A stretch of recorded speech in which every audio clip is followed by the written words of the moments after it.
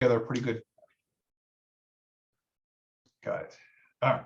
So Andrew's put together a pretty good agenda for us to go through. So just some of the updates in terms of the work plans. Christina Fillmore, the attorney for Drummond Woodsum, has not returned yet the draft legislation. It was due Friday of last week. I don't have that yet, but she's pretty good about turning things around. So as soon as I get that, I'll turn that back to you. On that issue, and Andrew knows a little bit about this, but in terms of the policy position we submitted to the New Hampshire Municipal Association, there was some pushback as to whether or not that's a appropriate policy position for an HMA. And one of those things is the property tax exemption was included in that. So they're still wrestling with that. They've got a meeting on the 22nd this Friday where they're going to be talking about that. I think I have a reasonable accommodation to amend that to allow that to go forward. I talked to Alderman Pat Long, who's also a state representative. He is the vice chairperson of that committee, that policy committee at NHMA. And we're cautiously optimistic we'll be able to get that through the policy committee on Friday. And Shaun, pardon me, remind me what HMA stands for? New Hampshire Municipal Association. Oh, okay. Yeah, I thought represents got it. All 234 towns and cities in the state. Every 2 years, I do what they have policy positions, they review them. And we're in that 2-year cycle right now. Pat's the vice chair of one of those committees. I'm the chair of a different committee that deals with infrastructure and land use planning. Normally I'm on that committee, but they exiled me to the land use committee, but that's okay. They needed someone to do that and I did it. Shaun, can I ask you a question about that? Yes. If you're able to talk about it, what's the nature of the pushback? So the pushback is they don't feel that we have any business involved in early childhood education. Childcare, they seem to be a little bit more amenable to that. And of course, as we know, really it's the same thing. It's evolving into the same thing. But as far as I'm concerned, it's not going to matter. And the reason why it's not going to matter, this is guidance to our lobbyists, who I'm on the executive board. So our lobbyists work for the executive board. So when a bill comes up that's relevant to that, it's not going to matter anyway. That's up Pat. Pat has 2 bills himself. He's at Alderman in Manchester, state rep. He's got 2 child care bills alone. And like he said, he says it'll please those people who are in opposition to that. They say it doesn't meet our charter requirements and a state statute for an HMA, and I totally disagree. It's not a public purpose for a municipality. We have a position on education, period. We have a position on housing. There's nothing in there in the statute that says, so it's just politics is what it is. We'll get through it. It won't, at the end of the day, we'll be successful. I threatened a floor fight if I didn't get my way. I said, I will fight this on the floor at the legislative policy committee meeting. And then, well, no, you don't have to do that. I said, well, then fine. Then let's come to some agreement as to what it's going to read. Well, I'm curious because this whole notion of that doesn't apply to us is really important in terms of public will. You got to remember that most of the rest of the state is very conservative in nature, and they have different viewpoints on things. And and it's not that they're opposed to early childhood education. I just don't think they view that as a responsibility of municipal government, which obviously I disagree because that's why I'm involved in this committee. Right. So Shaun, I think I mentioned, early childhood education generically is not a well understood public term by the general public. Childcare, as you sort of alluded to, is a more understood term. So they may not know what you're talking about, possibly. It may be that they're just not getting the difference. And so we in New Hampshire have found that childcare is just an easy way of getting a bipartisan support, frankly.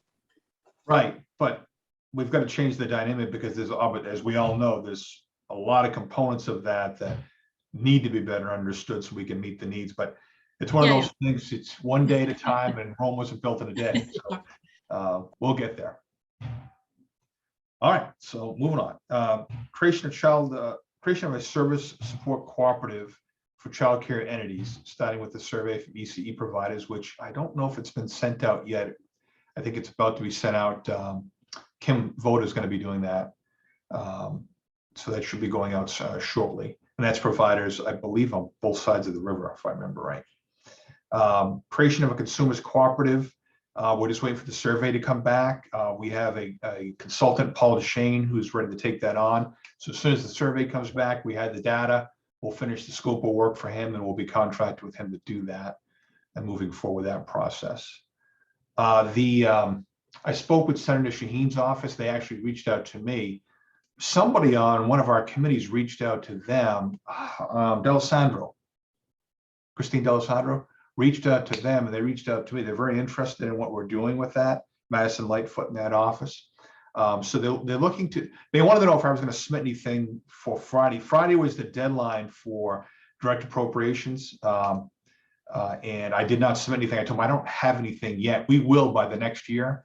When we have this round again, we will have proposals involving childcare. There's no question about that. We just don't have anything that we can sink our teeth into right now, but we will. And they're very interested in that consumer cooperative. And I told them I'm probably going to need some federal legislation on that to deal with the tax issue for employers that commit funds for early childhood education to be able to get some tax benefit out of that. So I told that's going to be coming our way, and we'll be hiring a CPA to help work our way through the IRS regs on that and what that might look like eventually. And then the consumer cooperative, let's talk about that. The zoning regulations, David's working on that. I don't have a deadline as to when that's going to be done. And then the private-public partnerships. So I had a long discussion with Chris Eman of Central New Hampshire Boys and Girls Club. And they're up here because we're going to be losing our aftercare program, after school program, but at least in Lebanon, the Montessori school, I guess, is going to step in and take care of that. The Boys and Girls Club was going to, on an emergency basis, make a run at that and be able to meet that need. But we talked about a more longer-term strategy about having a child care facility up here that specifically focuses on those who are at the lower income range to meet that need, like they did in Allenstown where I was before, and they do it to a different degree in Concord. So we talked about using public space, public city-owned land, and building a facility, maybe even using the city's bonding authority with the lease payments being paid back by whoever's going to be operating that location. And also potentially a subsidy from the city, general public subsidy for that, like I did in Allenstown as well. So we had a meeting on that, and we have a strategy moving forward on that. We're going to meet with Dartmouth first to see if they have any space before I use city space. And I know they have some office space that's available, but we really needed some place that's got some green space for playground and things of that nature. And I have a good location for that. So I'm actually moving forward on that. Andrew, that's what we talked about in the steering meeting. I'm sure I couldn't get into detail about, at least didn't have time to. As we flesh that out some more, we need to have a better discussion about how the pros and cons of that. But that's the direction I'm moving in right now. To help deal with some of the equity issues, because the consumer cooperative will not deal with the equity issues we talked about, but a facility of that nature could do that.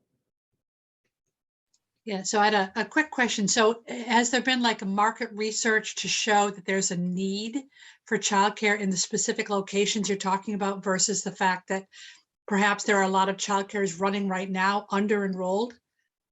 So I think, in this pandemic world, we always suggest this anyway, but before building a new program or starting a new program, look across where you are. Are there a lot of openings that are not, that are perhaps classrooms that are closed throughout your area before, introducing more classrooms, that it might be that like Jenn might have 3 classrooms that are closed because she can't hire. So has that kind of study been done, Shaun?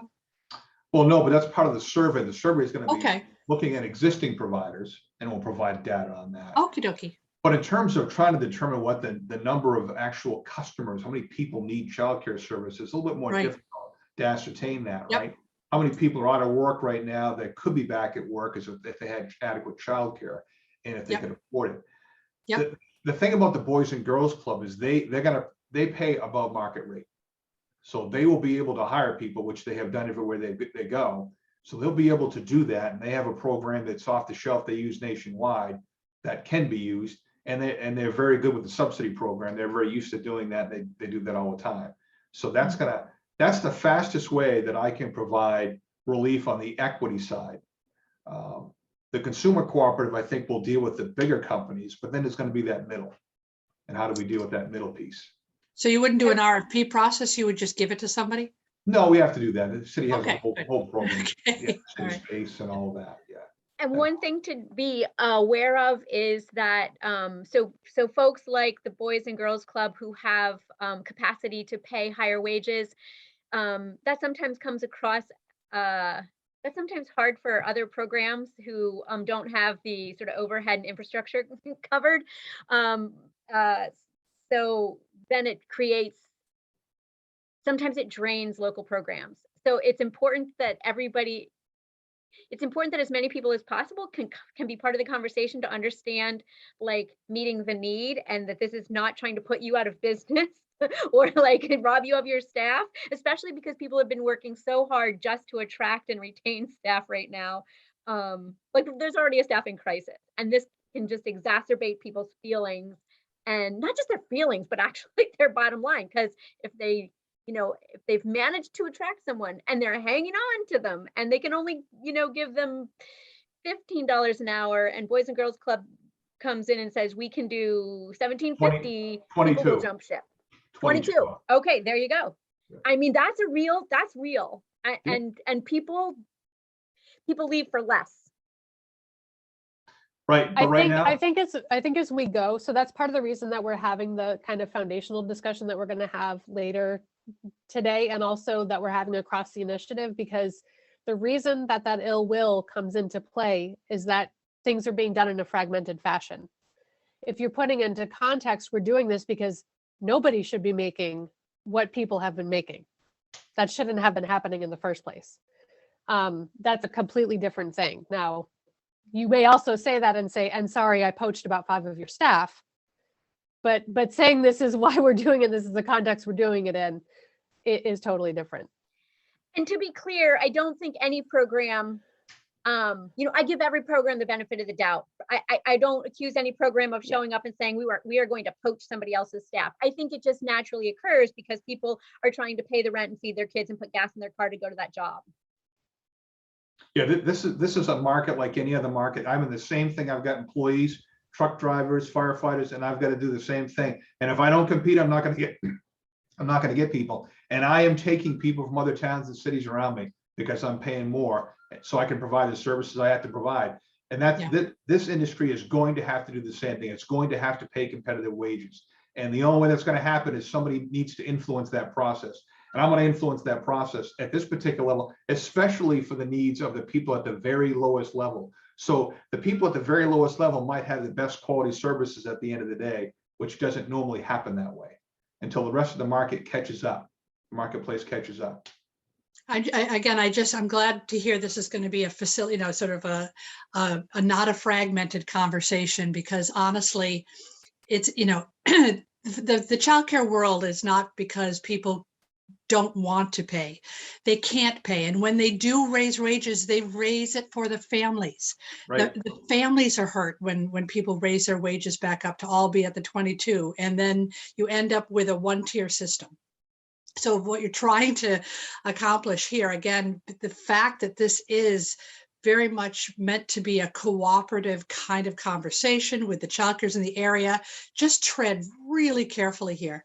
So it doesn't sound like, well, the way to solve this is someone's got to start paying high wages. Someone who's large and big cannot compete with small. So that has to be taken into account. All right, so that's the status on E. And then general updates. Anybody have any general updates on item number 2 on the agenda? Andrea, you have anything to jump in on there?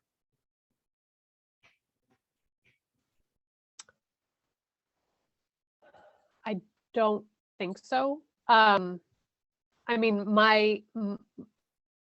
just that I'm want everybody to be aware of the ECE listserv that's available.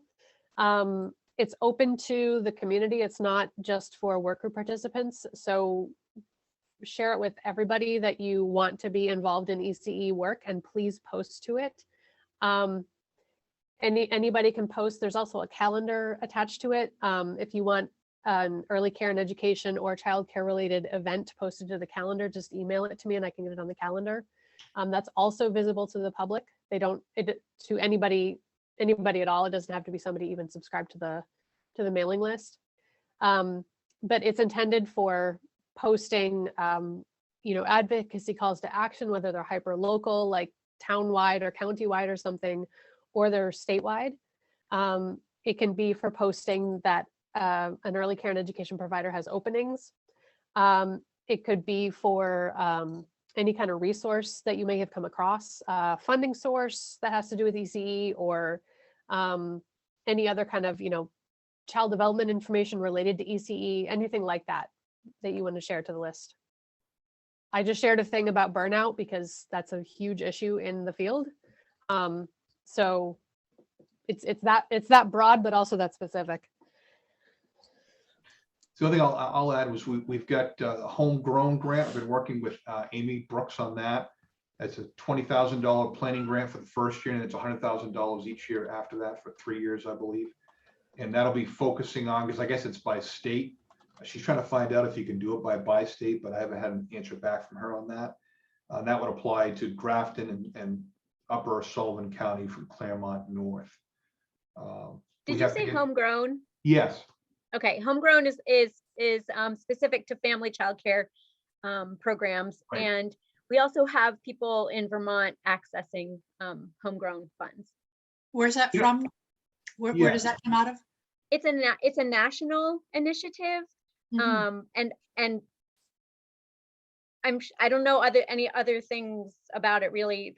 One of my colleagues owns and operates a family childcare up in North Troy, Vermont, and she represents for Vermont in Mhm. addition to working for LGK. She's a busy woman. Yeah. Brenda, do you know if it's the state of Vermont applied for that grant? Because it's municipalities or the state that can apply for it. And our state's not going to, obviously, but we're going to do it on behalf of all the municipalities in Grafton and Sullivan County. Do you know who did it there? I don't. Yeah, apparently nobody else is willing to do it, so I'm willing to do it here. What I'll probably do is contract with ECE to provide the services. That's if we're able to get the grant. That's our strategy here. But we've got till with the 30th of next week to get it in. Amy's doing quite a bit of work on that, and I've got a couple of pieces of it I have to get in as well. So that's the only. So when you say Amy's working on that, I'm assuming what you mean is that on behalf of the ECEA. No, because I have to apply for it as the city. Hmm. ECEA okay. can't. So I have to be the applicant for it. So there's like 7 different sections in the grant application, and a lot of it requires data that she has. So she's filling in those sections, and I have to submit the grant because only the state or the city can apply, or county can apply for it. I see. Yeah, and she's trying to find out if you could do it cross-border, but it doesn't look like you can right now. There's a couple of questions we had about that. And did you say it was a $20,000 planning grant and then implementation grant for how many programs? It's a program, so it assists those family childcare Yep. operations. Okay. To provide some backbone for them. It's $100,000 per year. So you've got to develop your plan, your project measurement Mhm. procedures that you're going to have, and all those things in place. Great. I'm not an expert on it. Obviously, we're just going to apply for it as the applicant. Great. And like I say, I'll Great. contract with her to run that because that's not an area that we have any expertise in. And this is available every year normally, and just every 2 years, did you say? And New Hampshire never applied, or? No, every 2 years was the NHMA thing. No, it's, Oh, right. I don't know that much about it. Okay. It's a private Okay. nonprofit entity. I've got an email on it. Okay. But it's designed to help those in-home family Yeah. care providers to be Yep. able to operate. Backbone. Yeah, terrific. And my understanding is that generally you submit a goal, and if you your goal is evaluated, and I'm not exactly sure what all the criteria are, but then if you're granted money, basically your goal can be pretty broad. It could be like increase network membership, or expand capacity, or support staff development. There are there's really a lot of a wide range of things qualify. Yeah, you just have to be able to measure it, have that performance measures in there to see if you've actually met the goal before they give you the next 100,000. It's a 3-year grant. 100,000 each. Up to 100,000 each. All right, that's all that I have for number 2. And next, well, is number 3, foundation discussion, and that's Andra. Yep. So I'm going to lead you all through a couple of steps in doing this. The whole point of this is to uncover what our common assumptions are, what our common knowledge is, what our common jargon is, and what our disparate knowledge and assumptions and jargon are. Because in some places, those commonalities are real strengths, and in other places, the diversities are strengths. So we're trying to just kind of get a baseline across the initiative as it exists right now. You know, the makeup of the initiative could change in a week, but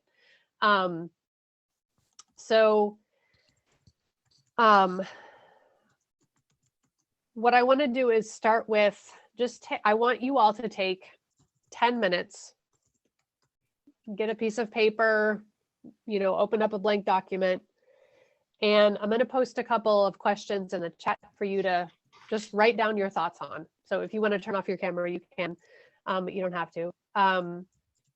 But just really looking at how you would answer, why is equitable access to high quality early care and education important?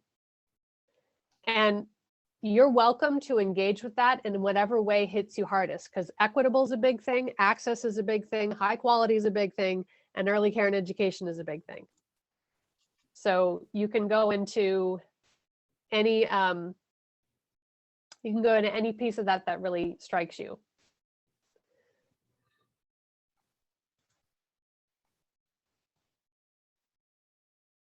Another way to think of it is, how does equitable access to high quality early care and education benefit everyone in a society? So just write up your answer, whatever language comes to you, top of your head.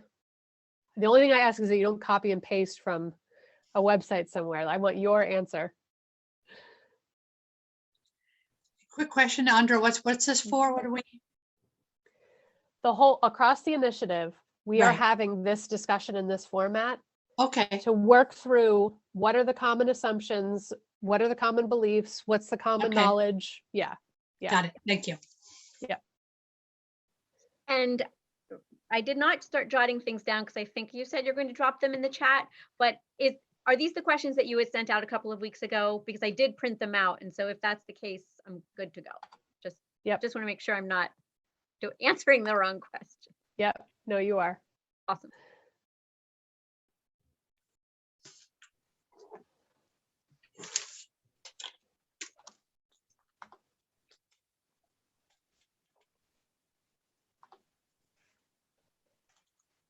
Another way you can think of this is what happens when we have equitable access to high quality early care and education, or what happens when we don't have it.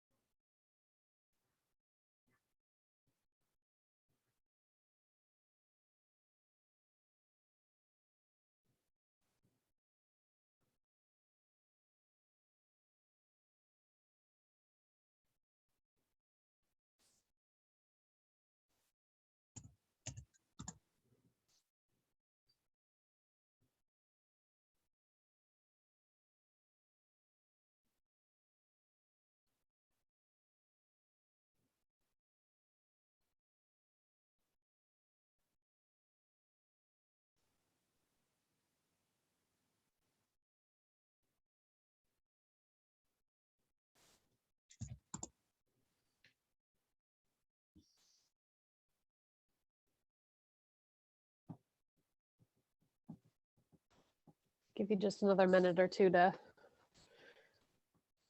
get your last thoughts down on that question.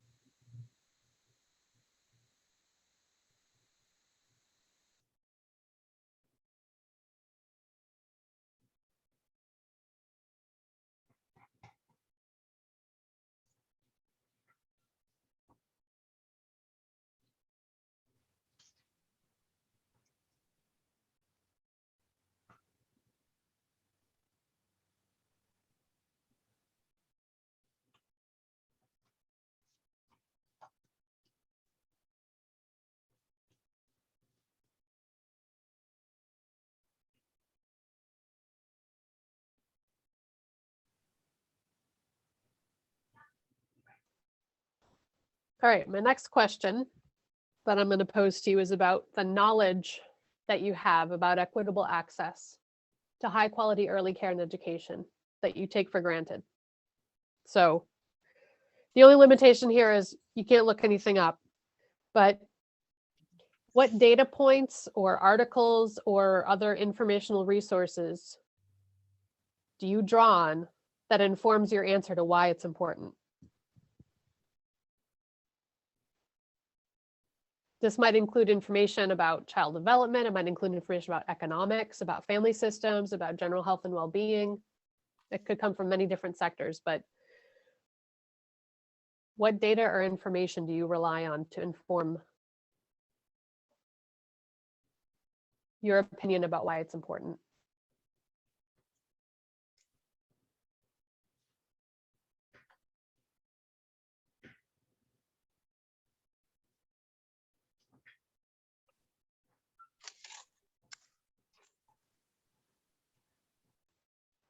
And name any specifics that you can, even if you're not sure about the numbers or the percentages or the name of the institute or whatever it is, but just the best you can. What can you rattle off?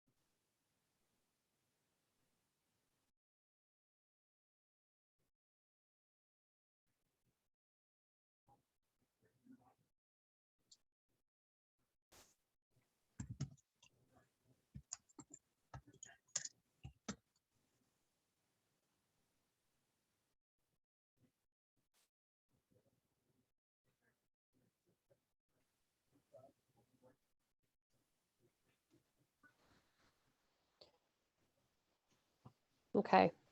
So the way that I've done this in the other groups is to have people go into breakout pairs. But since we have such a small group, we can just do this all together. So I'd just like us each to take a moment and just share your answers to that first set of questions, whatever part of that you want to answer. So you explain your statement, act like none of us, you don't know whether we share your opinion or not. You just have your statement in your voice, in your words, and name the knowledge that informs your answer. And I just want to note here that for a lot of people, it's their experience that is informing their knowledge about this topic and not necessarily data points. And I want us to remember that as we are advocating for why this is meaningful to everybody. Because if you don't have an experience, you can throw data at somebody all day and it may not be meaningful to them. Just ask any climate scientist. So, so, and, you know, just in terms of this, why it's important, how it benefits everybody in society, what happens when we have it or don't have it. I was in a conversation recently with somebody who is doing equity work, very, very intelligent, you know, big-hearted, kind person. And when I referenced the need for equity in early care and education, the response I got was, well, the reason that the childcare system has collapsed is because women are going back to work. This is a very informed person doing equity work out in the world.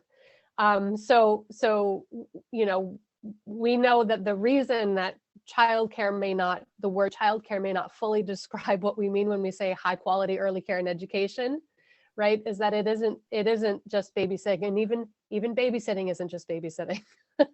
we're raising people here. So this is part of the reason that we're doing this work in this initiative right now, is like having these conversations. So I'll just, whoever wants to go first, but just explain your answer. Why is equitable access to high quality early care and education important? How does it benefit? What happens when we have it or don't have it?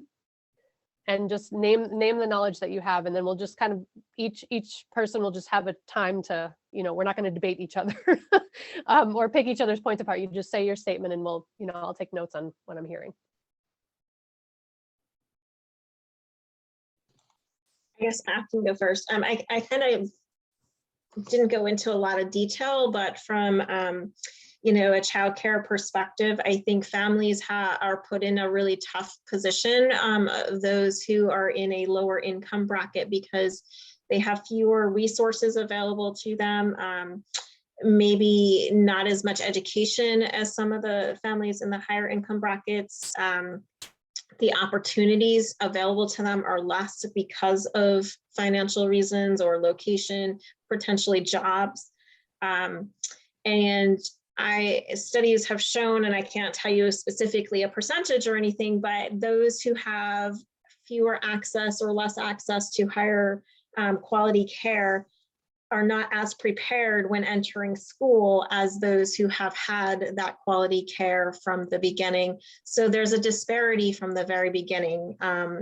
And so I think the parents either have to choose to go to work and are restricted on their options, or they're forced to stay home. And so the poverty cycle sort of, you know, just recycles and continues to go on, because those children haven't had that care and education from the beginning. So then there's, you know, that disparity, there's a gap that they already have to try to work really hard to overcome. So let's see. I think that's one of the reasons. And as far as the second part of the question, for me, as far as the data points and articles, I look at the Child Care Aware. They send out information. NACI, I'm also a part of AELL, which is the Association of Early Learning Leaders, which is another organization aside from NACI. Valley News sometimes does some articles on this, you know, when we reach out to them. And then mostly it's the partnerships like this, you know, with the providers and experts in the field, and having those conversations in education that I sort of rely on for our area.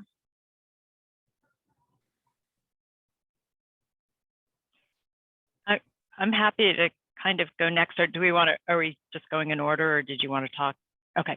And I have to be clear, I work for APD, now part of Dartmouth Health, but this is all my observations, and, you know, kind of informally, I think the first thing for me is I work directly with employees supporting them. So I do interact with people who come and say, I can't find childcare, I may need to quit.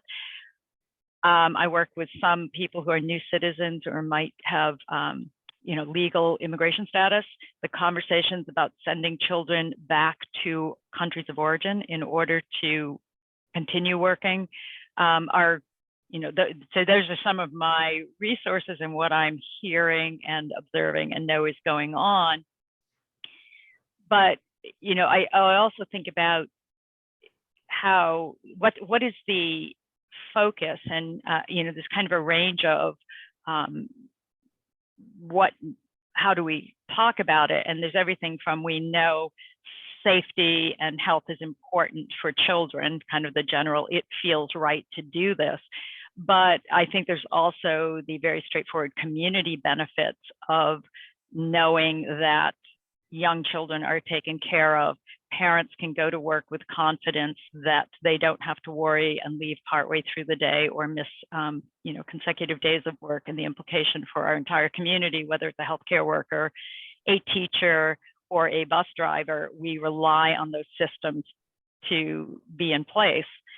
And then I think about the direct employment benefits of productivity and safety, that if my mind is on my job and not, is my child safe, then we have a higher safety record within those. And then I go to the financial and long-term benefits, and I think about social determinants of health, and this gets into some of where I get my data from. And there was an ECHO presentation not that long ago about the different age expectations or lifespan expectations, and the difference of that and the chronic health. And we know that a lot of the chronic health problems are rooted in early childhood. And a few years ago, there was a presentation by somebody talking about what it means if you are exposed to a risk of homelessness. And at the time I was in the housing field, so it's really stuck with me. And if your job is at risk, then you are worried about paying rent, your homelessness is a problem. And just exposure to that worry, not even actual homelessness, resulted in higher blood pressure readings for 18-month-old children. And I know some others have obviously heard this data. Higher blood pressure, chronic higher blood pressure, has lifelong implications. And we start getting into, all we're doing is kicking costs down the road. And that's my economic plea of why should we do this? Because it costs us a lot to take care of very sick, adults. And some of what we're, one reason for having this childcare is if we put the money in at an earlier age, I personally go with happy, healthy, safe children is worth it in itself. But this is a selling feature for many, is that it could save us. It should save us significant money later on. My data, I mentioned ECHO presentations, Valley News. Years ago, I was a public school teacher, so certainly being aware of the data of what it means for a child to enter first grade with preparation, and for parents to be exposed to good parenting technique, early literacy. Again, what are the implications for an entire lifespan? So I know I don't say a lot of these meetings, but I really appreciate what's going on. And I'm looking for, how do we, as a society, what do we want? I think that's an easy answer. How do we convince people, and how do you support the work you all do? So there's a lot of info. And again, a general thank you. I learn a lot and really enjoy hearing these meetings. Thanks.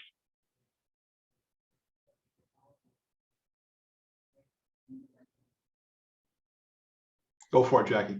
Okay, I'll go next. Okay, so first of all, I did do it exactly like you told me, Andra. I wrote it down and I didn't go to my notes, but I do want to share, and you might know this, that for many years, New Hampshire availed itself of a really terrific communication specialist, a doctor in psychology who used to work at the Frameworks Institute. And the Frameworks Institute, and she helped develop the Frameworks Institute effective messaging on early childhood development. And so they take different issues, and what they do is they frame it in a way that the hearer thinks of it as a public good. It's brilliant. Now, I didn't do that, but it does exist. But it does exist. And at some point, be glad to share it. It's not proprietary. Be glad to share it with all of us here. It really is effective. We did this over years and years. We did it at Rotary clubs, chambers, school boards. New Hampshire, actually, I think we did it at the Municipal Association. We might not have, Shaun, but we did it at the New Hampshire Association of School Principals, etc. It is amazingly effective. And so I'm going to back up and say you start with a common set of values. You talk about the issue, and then you talk about how that issue helps that common set of values. It's quite brilliant. But what I'm going to tell you is not not that, but it's called, that particular messaging is called Children, the Bedrock of the Granite State.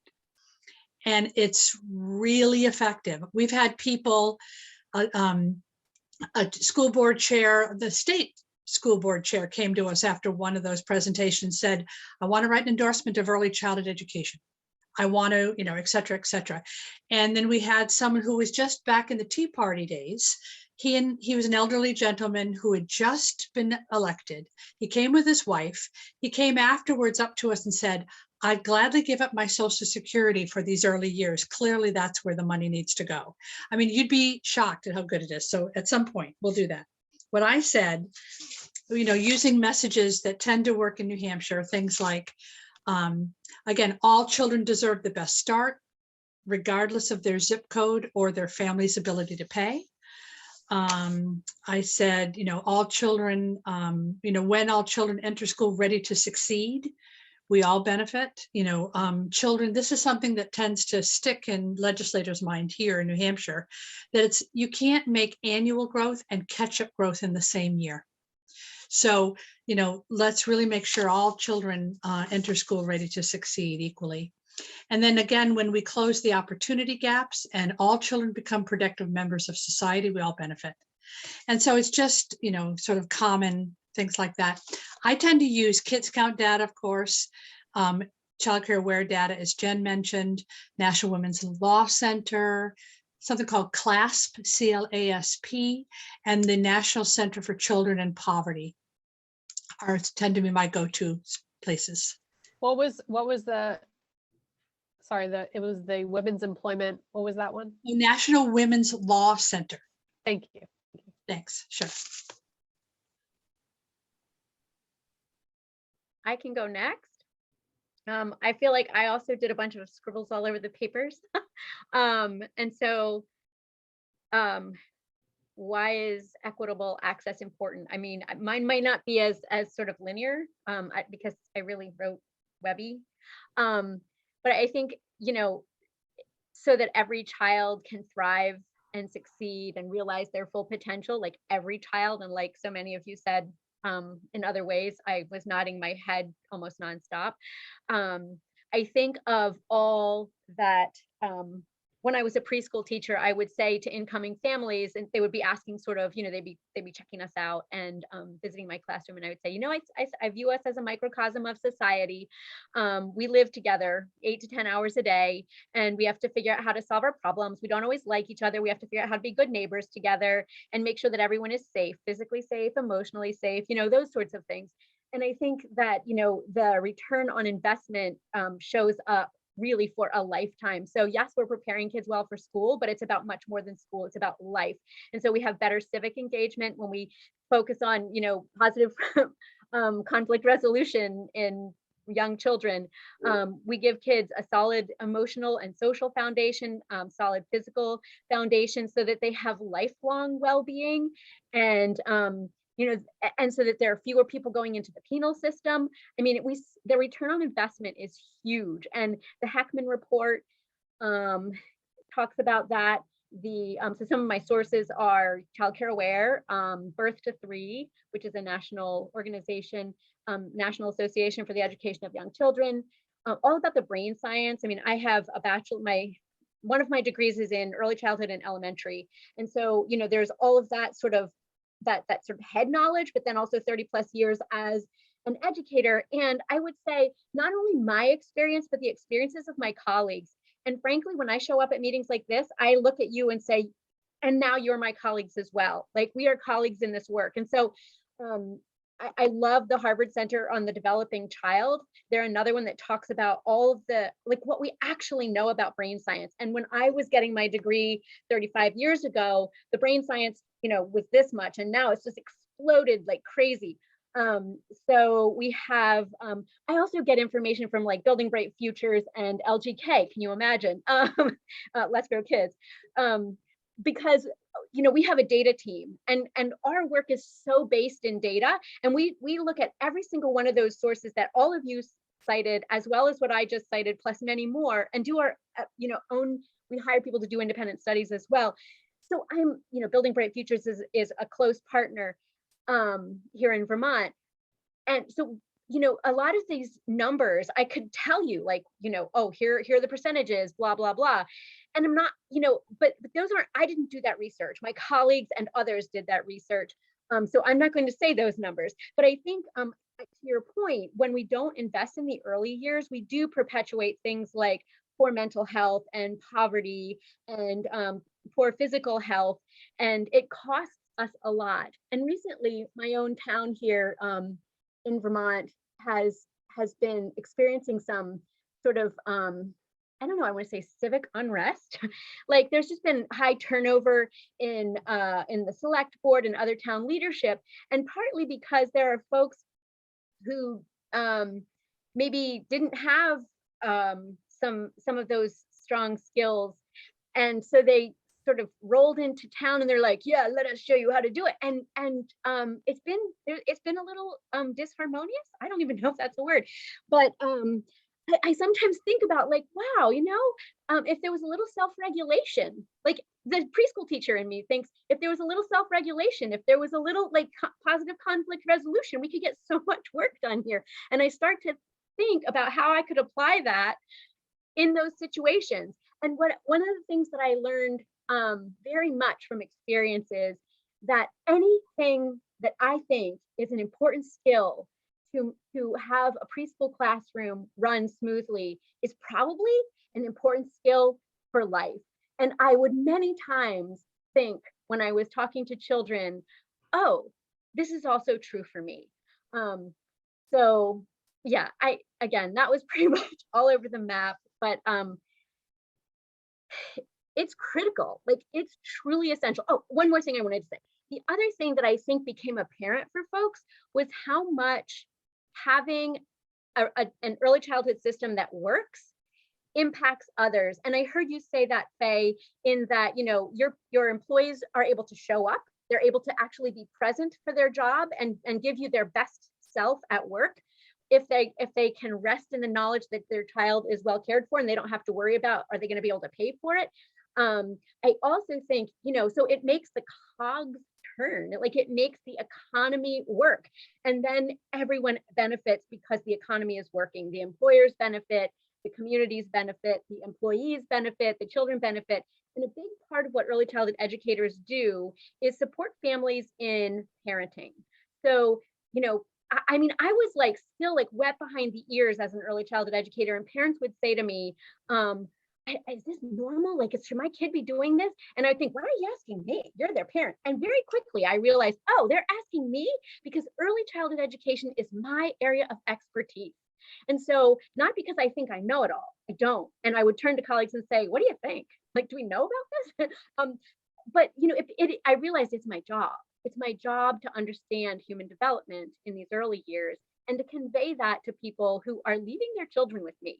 So I would sometimes say to detractors, I actually have a brain in my head. Not only do I have degrees and letters behind my name, but I have a brain in my head and I know what I'm talking about. I'm actually skillful in human development in those early years. So that's sort of, that's where I land.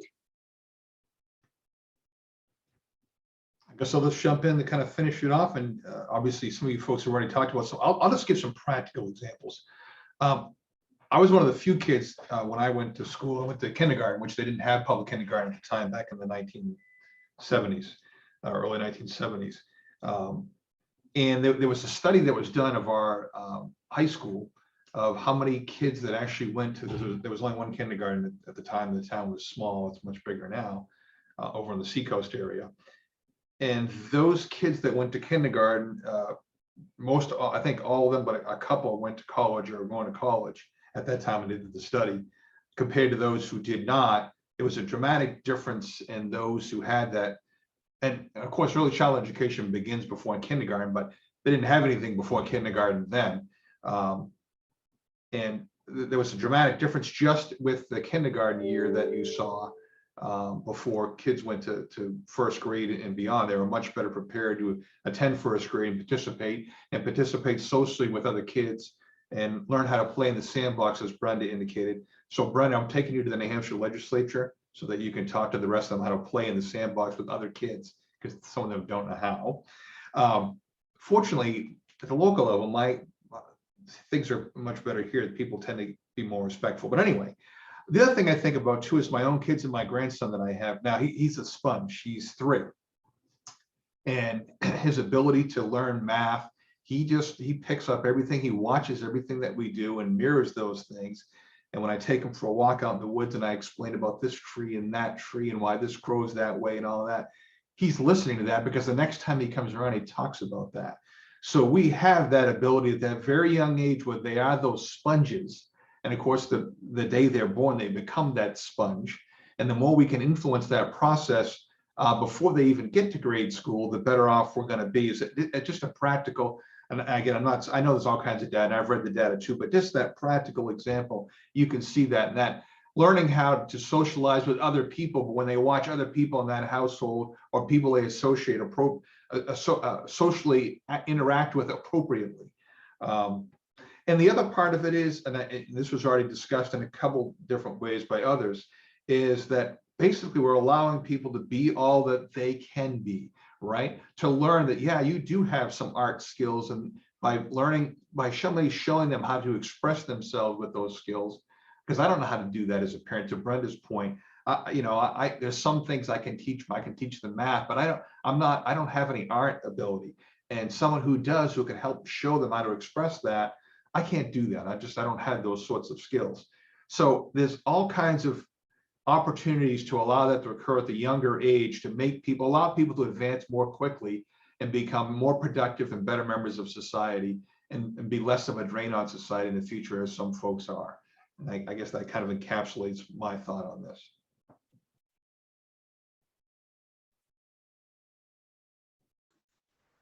Thank you.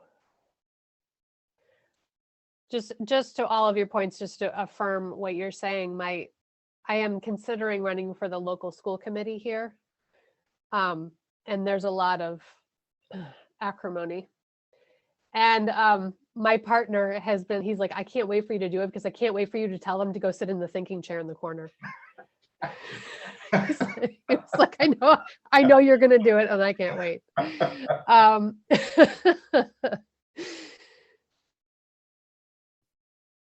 Sorry, I was muted. I said, not in the corner. I love how we do the reframe. We're like, we often tell families, they're like, why are they, this is so bad. And we're like, it's an opportunity. Yeah. Right. So I just want to kind of have like an open discussion about what do we hear as a group? And I'm going to take notes while we're all talking about this, but we are carrying assumptions, and that's not a bad thing. Like, I want to be really clear about that. We are biased. all 6 of us here are biased about this, right? And so what are those assumptions that we have? We're assuming that everybody, regardless of where they come from, deserves an equal access to resources. That's an assumption we're all making. Not everybody has that assumption, right? So like, just want like surfacing this stuff is important, because again, as we're communicating back and forth,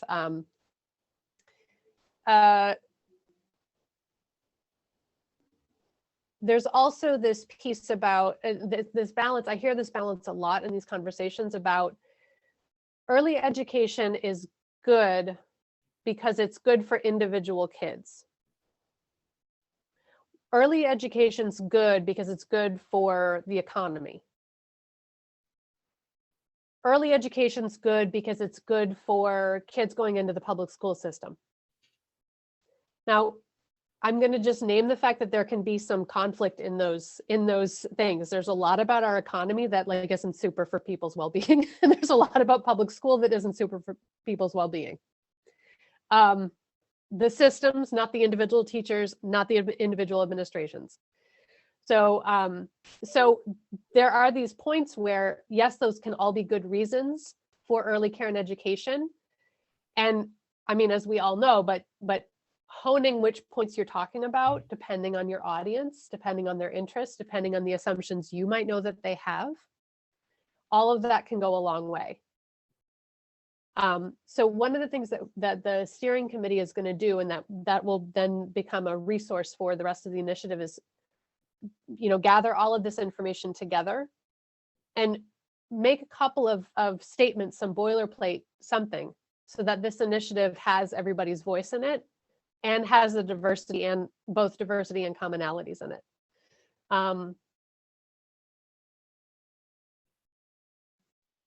I want to just note that there is this piece that I don't always hear about, how high quality early care and education benefits families, specifically in terms of parenting education. And I think that that can bridge a lot of these other pieces about how it benefits individual kids and how it benefits the wider culture. We don't have an agreed upon way to raise children in our culture, right? It's a marketplace. Pick whatever book you want, and that's the one you can do, unless you're, abusing or neglecting your child, you're allowed to do it, right? And so, there's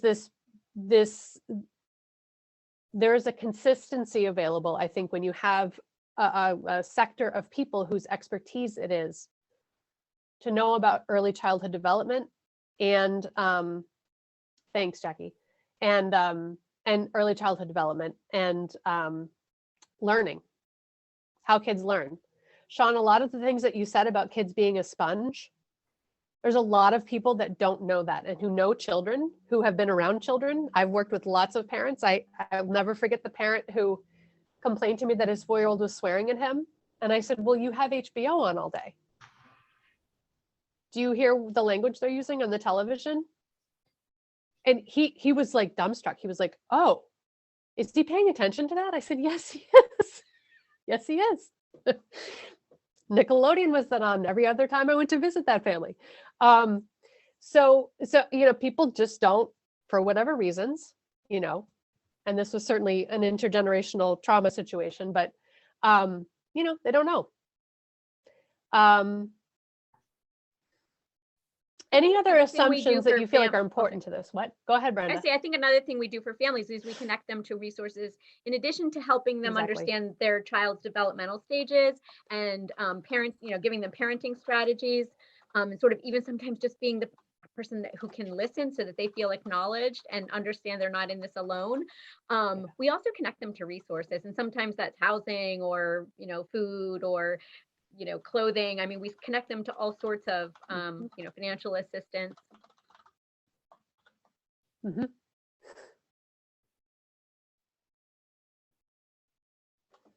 And I think that folks who work in childcare, when they feel very supported in their work, feel much more able to provide that level of support to the families they work with.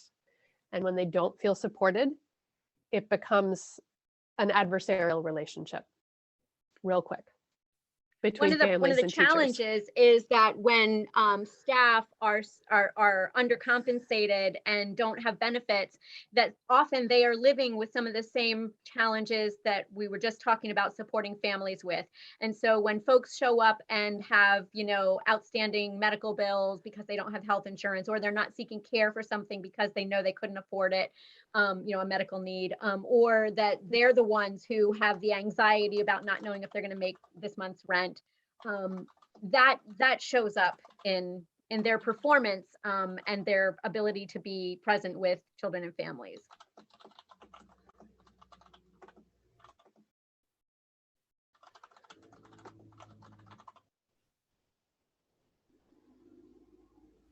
Do you want us to move on to some more assumptions? Because I also have another one, but I also don't want to jump in ahead of. No, that's what I was just saying. I want to hear what other assumptions are we carrying. I think one of the things that has been true for my entire 30+ years in early childhood is that we have to keep holding bake sales, that there's just not enough money. And I'm tired of hearing that. Like, we have had such a scarcity mindset that we actually believe it ourselves. And when I actually first got a real like when the very first time that I got compensation that matched what I am worth, I almost felt guilty, like I couldn't accept it because I'm so conditioned to think that I don't deserve it. And that's stupid. Like, no other profession does that. Like, seriously, we need to stop thinking we're not worth it. It's more than a common good. It's like it should be a freaking human right for people to have a good start in life, and for the people who support, who are with them during their waking hours, to like be compensated for it, and to be recognized and not like thought of as less than, and to be patted on the head and said, now you don't really need that, do you? That happened to me when I was a director of a program, and a board member said about something that was in the regs that we did need, literally did that to me. Not okay.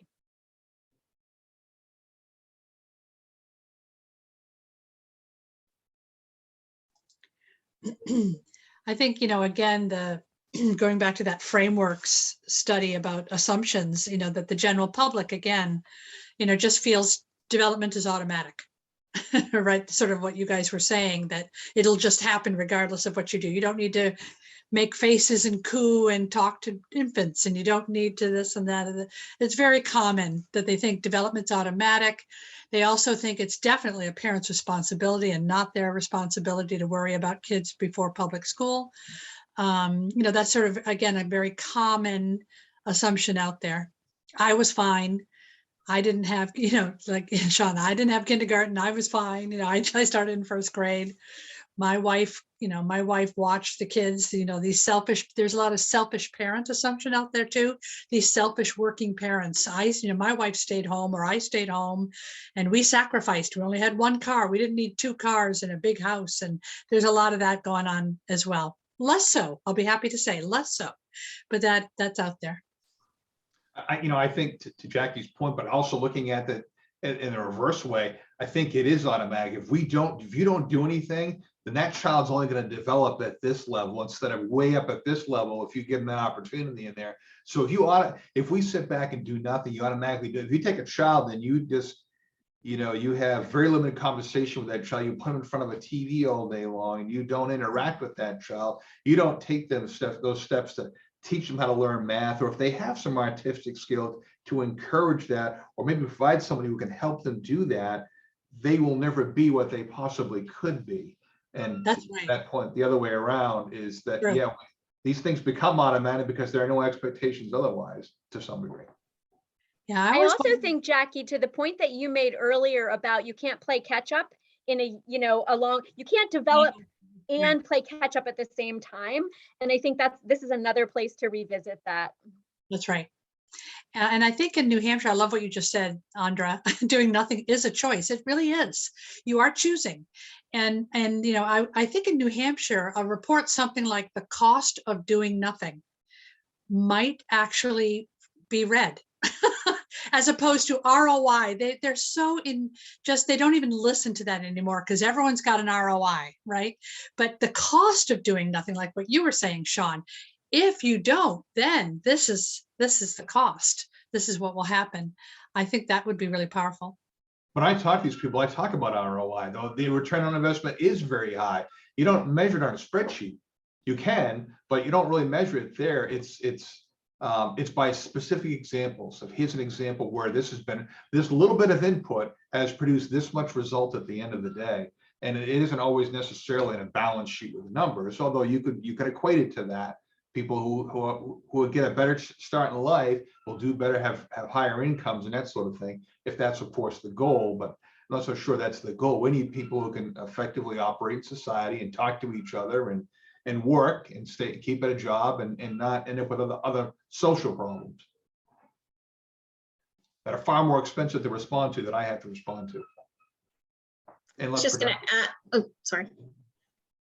I was just going to add, I think, within our own centers and within each of us, we have our own assumptions too. So even those of us working in childcare, we have we judge the families and maybe how they raise their kids or how they don't raise their kids. And And we don't necessarily take into consideration everything that might be going on for that individual family. So whether they're, you know, lower income, higher income, it doesn't necessarily matter when it comes to our own assumptions with each individual family. And I've run into that several times with teachers who are like, well, they just don't pack a healthy lunch for their child or whatever. And, you know, they obviously can afford to go to the center, you know, so there's assumptions about within each of us and our own expectations of what families can or can't do or should or shouldn't do, what they know, what they don't know about child development.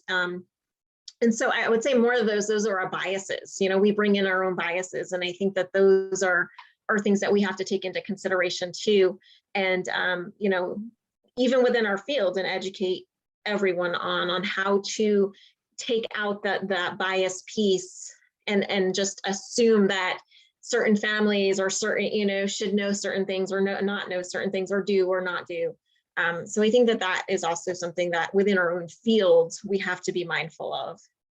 Well said, Jen. I call that we bring ourselves.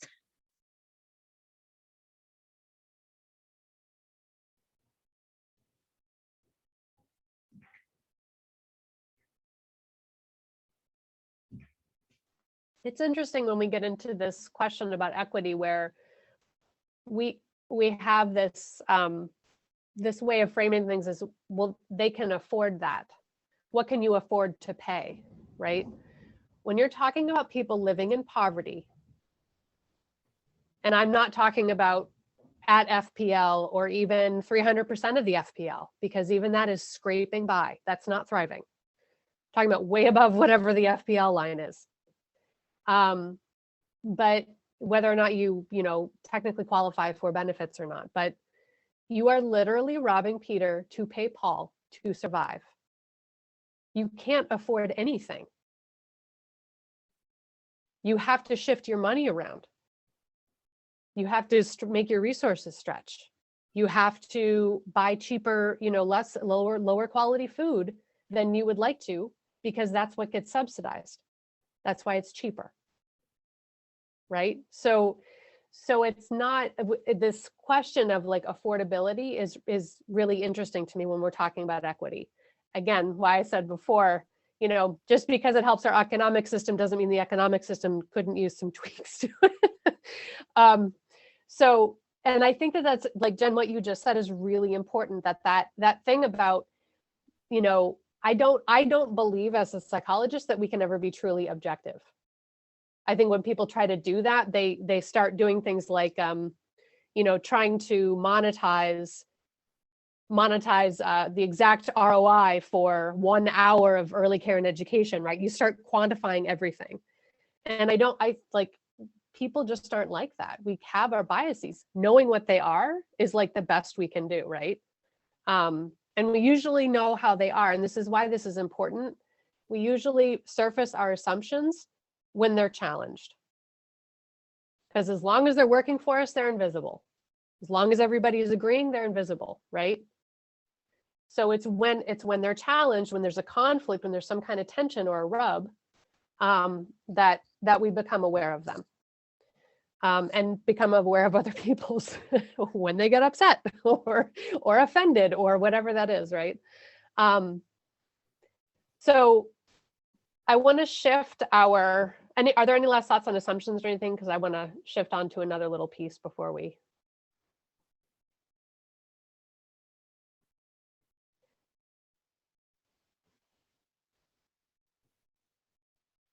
Brenda, you muted. Yeah. My mouse was not working. Sorry, I had it like too close to the edge. I was struggling there. Sorry. I was going to just make a connection. Now it might have gone away. Doodly doodly doo. Oh, I was just thinking, so the assumption that I said about the scarcity mentality and sort of people expecting that we'll just because we're caregivers, you know, by profession, that people assume that we'll keep doing it because we're so passionate about it or whatever labels get placed on us. It gets connected to like I think then we start to be it's connected to values. Like so people say, oh, we really value early childhood. And I feel like saying, show me how. Like, so there's a disconnect with what people say they value and where they're willing to put their money. Like, well, don't raise my taxes. You know, and so, I mean, that's sort of the low hanging fruit, don't raise my taxes. But like, you know, when I think about like, what do long-term sustainable investments look like so that we're not always holding the proverbial bake sale? I think, well, we have to shift our values and we have to start really thinking, what do I mean when I say, I think the early years are important?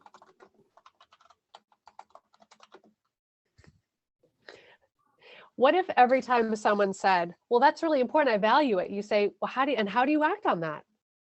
What actions do you take? I mean, and I'm not saying that to be snarky, like that is something we should all be examining in ourselves. There's all kinds of things I say are important to me, and then I'm like, what am I really doing? What am I doing to actually live out my values, right? But for real, right? But when you're doing it in a relational way, that's great. I value the same thing.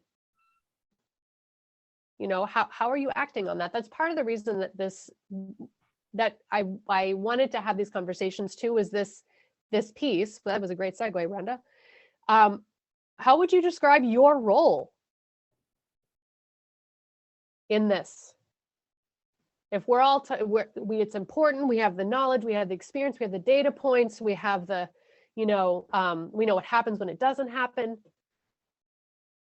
What part do you see yourself playing in advancing, you know, in the terms of this work group, and advancing program models that will support equitable access to high quality care and education? Like Shaun, for example, like you're very careful to think about, okay, this solution is going to help this population of families. Is it going to help everybody? No, it's not. Okay, well then let's make sure there's another way happening, like right now. Not in the future, not later, not somebody else's problem, right? That's one way I see you playing your part in this. Thinking about what it means to have equitable access, right? Others of us may be more focused on the high quality part, or having equitable access to high quality. I also see Faye like being there when families come to her and say, connect me to the resources. Like, I need care. I need care for the hours I'm working. I don't want to worry about my kids when I'm here. You know, so I feel like every single one of us is showing up here with our own ways of doing it. And I know that's sort of what you're maybe trying to get at, but I'm just like, I see you. Like, I thank you, Shaun, for advocating on behalf of a town and a region, and Faye for the employees of APD. Like, you know, because wow, one of the reasons that I left the classroom was to do more of that. Like, because I felt like in the classroom, I was sort of doing advocacy one-on-one, you know, and like helping people understand that what I did had value. And now I'm like, hey world, what we're doing, it has value.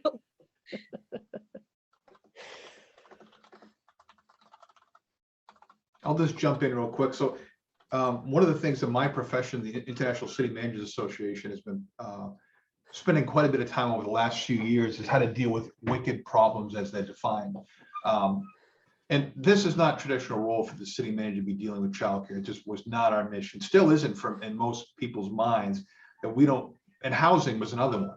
Municipalities don't, other than your housing authorities for Section 8 housing, we don't deal with housing. The private sector does that. Private sector deals with the childcare. That's not a public good that we're responsible for. So it's changed from a dynamic for us in our profession to find out what the problems are in the community and tackle them, and bring people together to deal with them, bring resources, use that influence that you have and help facilitate and get those things done. So that's what we're doing. This isn't just me. This is city managers all over the place. And now looking at this, I just got back from a conference in Boston there last week about more fine tuning the details of it, how to get that, how to deal with the partisan divide, get through that to accomplish the mission, to get those things done. Childcare is one of those top ones that's been talked about. Housing is another one of those. Those are the two biggest for me to tackle, which are not traditional roles of the city manager. but they have to get done because they have such dramatic impacts on our society. So I have the ability in my position to help move that forward and work with other people, because I knew very little about childcare until we started this discussion in August. So it's, yeah, it has not been that Right. long. So this journey from August till now, I mean, is a considerable change in my thinking and how to deal with this issue, just by working with you folks who know how to deal. I mean, obviously I had to deal with childcare as a parent, but it's a totally different perspective than the way we're looking at it, from trying to deal with it as a wicked problem that impacts the entire community, and how, and the approach on that. So that's how I'm looking at it from my point of view. Mhm. And Shaun, I wonder, when I was in Henniker and I ran a childcare program in Henniker many years ago, as part of the master planning process, when it was time to do that, childcare did get into the master plan. Would the municipal association be able to know, like, how many master plans include childcare? No, because we don't collect them. The Office of State Strategic Initiatives would have, the old Office of State Planning would have that. We just added ours. In fact, my workers' shop is next week. For the first time, it's in the city's annual outcomes and work plan. Fabulous. Our childcare piece of it that never existed before. Yeah. And of course, with our policy position, that'll be in there. But in terms of the master plan, we're going to be we update sections of that as we go along. Most communities, they're very old, so they're not going to have that in there. Okay. Those communities that are updating theirs may or may not. But I don't think anybody has a model to give them, right? Because other Great to do communities, that, they wouldn't look it? at models and say, okay, they'll take that off the shelf and make it Give 'em a applicable to template. the town. But they don't have that. That'd be great to do. Good.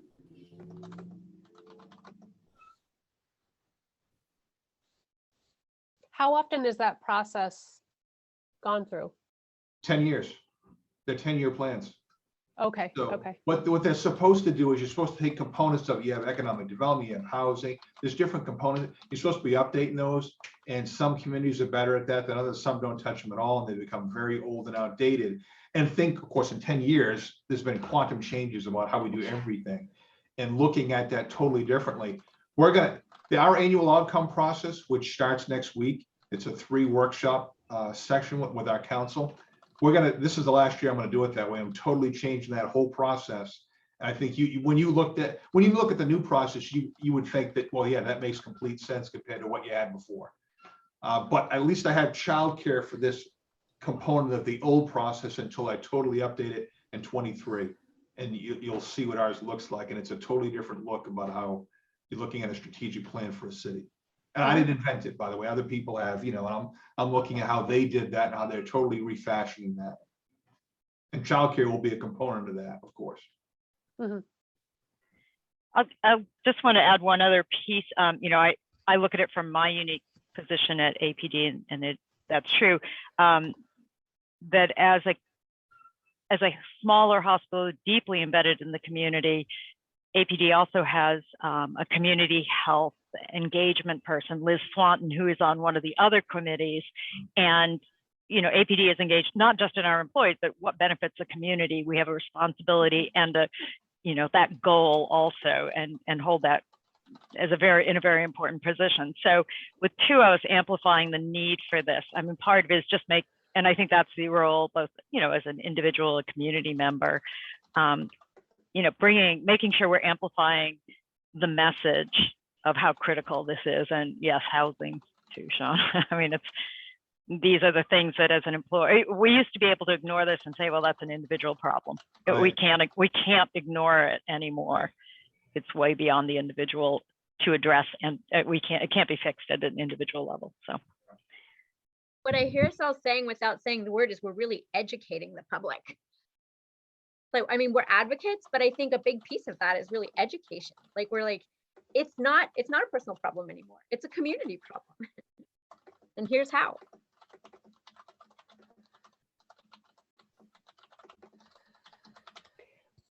This is where the assumptions are really key, though.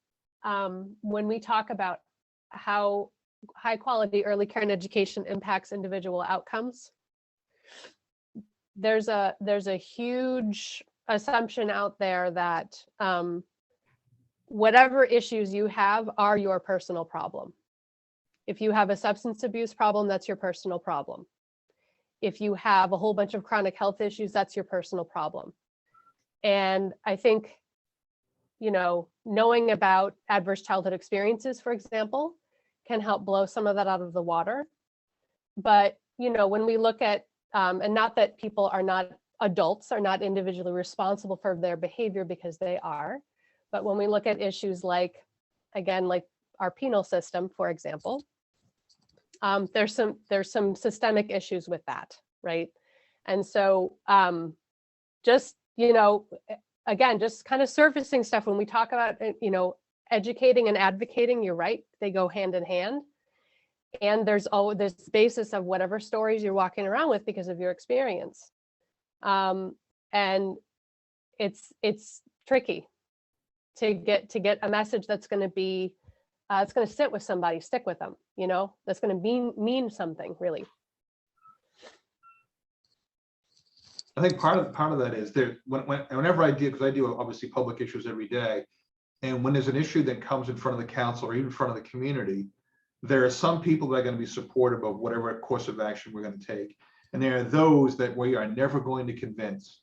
They see it as somebody's personal responsibility, their personal problem, and we will never convince them. But then there's that group in the middle. Those are the people that I speak to, because those people are looking for information so they can make their own intelligent decision. That's right. And that's where we got to focus our efforts, is those people in the middle. Those people over on this far side, I will never convince them. They won't even listen to what I've got to say. But these other folks, if I can explain the circumstances, provide them with information, and bring them along and say, yeah, that makes sense to me, that's where the opportunity for hope is. And that's where we can make the change. Mm-hmm. You really just described what I was also thinking of, about like all the relationships and hearing where people are coming from. And sometimes I feel like it's easy for me to not want to hear from the person, like you were saying over there, who I'm never going to convince. At the same time, it's really valuable often for me to hear what their concerns are, what their worries are, what their fears are. Like, are they afraid? I mean, like, what is it that's driving what they're thinking? And how can I be at least aware of that? Whew. But And you're one of those sometimes people. I feel like that, again, I go back to like preschool civics. Listen well. But you're one of those people in the middle that will listen to both sides of an issue and be able to make an intelligent decision, where others, they have already formulated their position and they're not going to change. And they listen to other information that reinforces that which they believe in. And you can't get beyond that. That's dealing with the wicked problems of the polarization. It's just a certain part. And I think we're guilty of that on both sides, you know, whether we be left or right. I think we can be guilty of that. And part of what we do, okay, again, I take it back. It's like, I'm a broken record today about like the value of the early years, but in the early years, one of our goals is that we don't tell kids what to think or what to do, but we sit with them and help them figure it out. And so, and then I know in the elementary school and through high school and whatever beyond, in other education, like good teachers actually try to help kids learn how to think, not what to think, but how to think. And so if people think for themselves, we might end up at different places, but at least we're coming to our own conclusions instead of just doing the left speak or the right speak.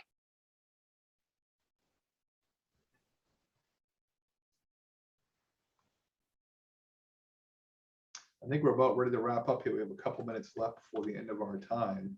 So I'm hoping that when we come back the next time, I will have the tax exemption. I emailed her again this morning to find out where we're at on that, so we can all take a look at that. Remember, that's modeled after pieces from Ohio and Colorado state law, because I want to get that in the next legislative session, which is going to be this fall, that those have to be entered, which will come up quickly. We'll be zipping through the summer here, and I've got to find bipartisan support, which I'm confident I'll be able to do to sponsor those, whatever bill that we come up with at the end of the day, because she's going to draft that out. We're going to take a look at it, all of us collectively, and we may be making changes to that, because I don't know what it's going to look like, because it involves a tax credit for those entities that lease property from a property owner, so they can make sure they get the benefit from it. And then Chris Eman is waiting for me to get back to him on how we can create this model for this public-private partnership. But my intention is to move forward somewhat quickly on that, to get in place so that by next April, when there's grant funding available, if there's direct appropriations, that I can say, I've got a project, here it is. It's vetted out enough that I now am seeking funding to do that and move that forward. What I have done is I've reserved city space in our new industrial park on one of the lots so that I'm not selling it. I'm not leasing it out. So I've already made that clear. So at least I've got that one space, and I have 2 other spots in the city, but I think it's probably the best location. It has all the utilities, water, sewer, 3-phase power, and it's already been leveled off. It's ready to go, and it's a street that's just been paved on there. They're putting a finished coat of pavement the next couple of weeks on that. So that's what I am doing so far. Hopefully I'll have some more updates from you. We do want to meet with Dartmouth and Faye, and with the folks I know you're affiliated with Dartmouth Health. And I know that you're doubling the size of the facility up there, but that meets the needs of the hospital in that higher range. I'm looking to see if I can possibly use space there for that purpose instead of my industrial park. But either way, I'll have a space. If that one falls through, I'll have another, and how we can move forward on that. But I see that path going forward. I've used it before. Boys and Girls Club happened to be the partnership that they were the ones that were available to do that. Doesn't mean others can't do that. But I am going to move forward on that space because nobody else can provide me with a more equitable plan that meets that need. I can't think of one, and no one else has one other than the public school system providing that, which they don't seem overly interested in. That's not a criticism of theirs either, because they did step up and make sure that the Montessori school came in to deal with the after school program. I just don't think they see that within their mission parameters, but that's not a negative comment against them either. So hopefully I'll have an update on that for you. And then we should have, I don't know how long that Jen, do you know if that survey went out yet? Because you would have gotten it already yourself, that Kim Vogt is working on. I can't answer that question because I still have to get through my emails from last week. So if it went out last week, I don't know. Okay. In a quick glance, I don't see it that it came to me, so I can check in on that perhaps tomorrow. Amy said that it already went out, but I don't know when. It's going to be a while before that. I'm sure she's going to give them probably a couple of weeks to fill it out, and then we're going to get the aggregate data because that's something they don't want to share, and I understand why, individual data from individual providers, which makes sense. So I just need the aggregate data so we can start making the decisions and move forward. We have to go next, and then Andrew and I will be working on the scope.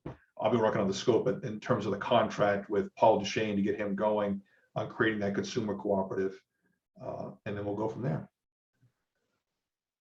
Anything else? Andrew, you have anything else? I'm going to follow up with asking you to send me what acronyms, jargon terms you use and are aware of for this work, and then who are the key people in the region and what are their affiliations. That's just easier to pump out in list form, so I'll email it out. You can just email me back. And thank you so for much. Yes, thank you. Have a good day. Bye.